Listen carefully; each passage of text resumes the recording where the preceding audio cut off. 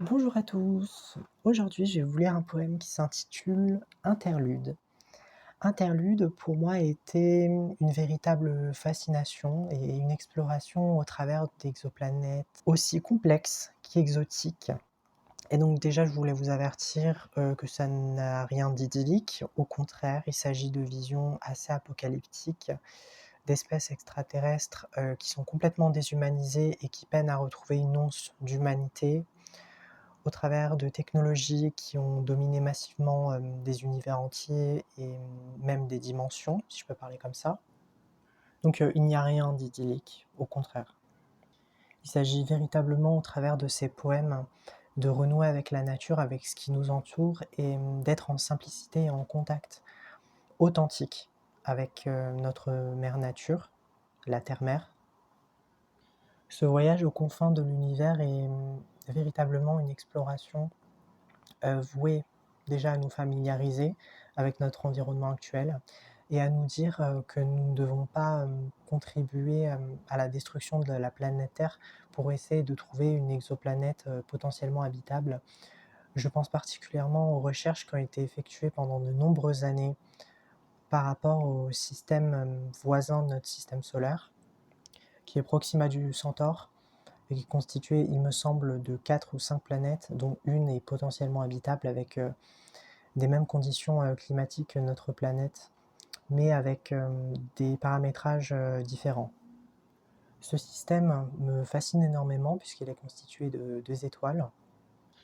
Et c'est cette étrange familiarité que j'ai voulu intégrer dans mes poèmes.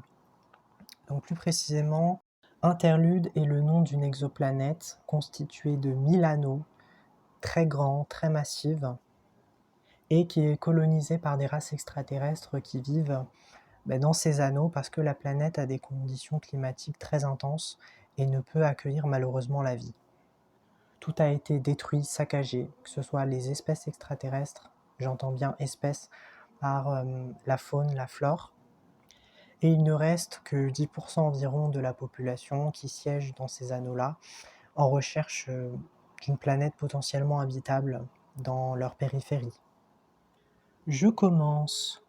Interlude, planète en déluge, interlude, puis je fuis, plus j'exulte, interlude, corps déverrouillage imparable, interlude, le monde s'efforce d'être vivable, interlude, dans cela, anneaux longs et se déraillent, interlude, course folle et infernale, interlude, exoplanète tardive irrespirable, interlude, vivons sous la fournaise impensable, interlude, charbonneux ruage de cailloux inflammables, interlude, montée crescendo, vaisseau en fusillade, interlude, technologie à la ramasse, interlude, nature redevenant nomade, interlude, réplique exacte de Saturne, interlude, sans océan ni terre de mère nature.